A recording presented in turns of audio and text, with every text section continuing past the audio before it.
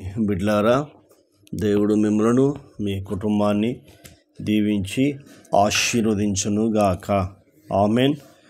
ఆయన మిమ్మలను ప్రతి కీడు అపాయము తప్పించి ముందుకు నడిపించునుగాక. Amen, amen, amen. ఇర్మియా గ్రంథము 33వ అధ్యాయము 2వ వచనము 3వ వచనము చదువుకుందాం. మాట నెరవేర్చు యెహోవా స్థిరపరచు వలనని దాన్ని నిర్మించు యెహోవా అను నామం వహించువాడే ఇలాగూ సెలవిచ్చుచున్నాడు. చూడండి, యెహోవా స్థిరపరచవలని దాన్ని నిర్మించు యెహోవా అను నామము వహించిన వాడే ఇలాగూ సెలవిచ్చుచున్నాడు. దేవుడు మాట్లాడుతున్నాడు.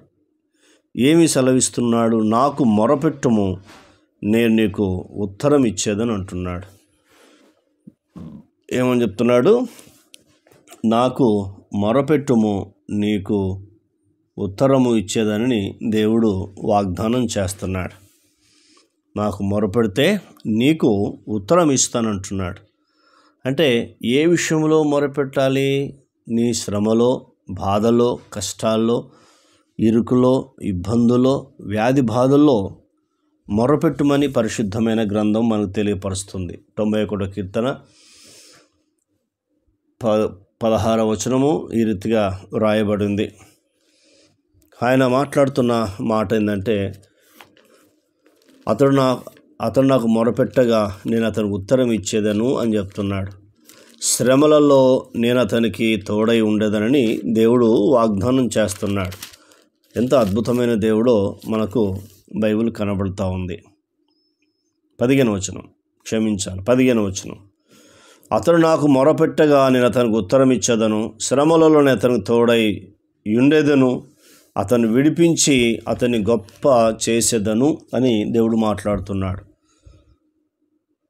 అతన్ని మొరపెడితే నేను ఉత్తరం ఇచ్చేదను, శ్రమలలో తోడై ఉండదను, అతన్ని విడిపించి గొప్ప చేయదని మాట్లాడుతున్నాడు. మొట్టమొదటిది నాకు మొరపెట్టుము అంటున్నాడు.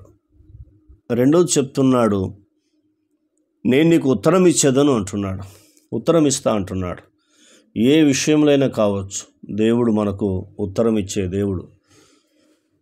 మూడవది, నీవు గ్రహింపలేని గొప్ప సంగతులను, గూఢమైన సంగతులను నీకు తెలియజేస్తును. ఆయన చెప్తున్నాడు ఏంటంటే, నీవు గ్రహింపలేని గొప్ప సంగతులను, గూఢమైన సంగతులను నీకు తెలియజేసేదను. అంటే ఇప్పుడు నీవు చేయవలసింది ఏంటంటే, దేవుడికి మొరపెట్టడం నేర్చుకోవాలి.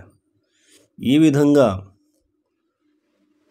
ప్రార్థన చేయము, లేదా దేవుని సన్నిధిలో కూర్చొని మొరపెట్టుము. వెంటనే దేవుడు నీ జీవితంలో అద్భుతం చేయబోతున్నాడు. నీవు గ్రహింపలేని గొప్ప సంగతులను, నీవు గ్రహింపలేని గొప్ప ఆశీర్వాదము దేవుడు నీకు ఇవ్వబోతున్నాడు. కాబట్టి ఈ దినమున ఇలాగా మొరపెట్టుము, దేవుడు నీకు గొప్ప ఆశీర్వాదము ఇవ్వబోతున్నాడు. తండ్రి, మరి అంత అద్భుతమైన దేవుణ్ణి నమ్ముకున్న మనం ఒక్కసారి మనం పరీక్షించుకుందాం, మనము ఆలోచించుకుందాం. కాబట్టి వాగ్దానం చేశాడు, ఆ వాగ్దానం దేవుడు నెరవేరుస్తాడు. ప్రార్థన. కన్న తండ్రి, నీకు స్తోత్రాలు. విన్న మాటలు దుష్టెత్తుకుపోకుండా సహాయం చేయండి. ఈ మాటల ద్వారా మీరు మమ్మల్ని ఆదరించినందుకు వందనాలు. నాకు మొరపెట్టుము, నేను నీకు ఉత్తరం ఇచ్చేదను, నీవు గ్రహింపలేని గొప్ప సంగతులను, గూఢమైన సంగతులు నీకు తెలియజేస్తును అని చెప్పావు. నాయనా, నీకు వందనాలు. అయా ప్రభు, మాతో మాట్లాడి వచ్చిన లేఖన భాగాన్ని బట్టి మీ కృతజ్ఞతలు. ఈ మాటలు మా హృదయంలో భద్రపరచుము. అందుకై మీకు కృతజ్ఞతలు, స్తోత్రములు, వందనములు చెల్లిస్తున్నాం తండ్రి.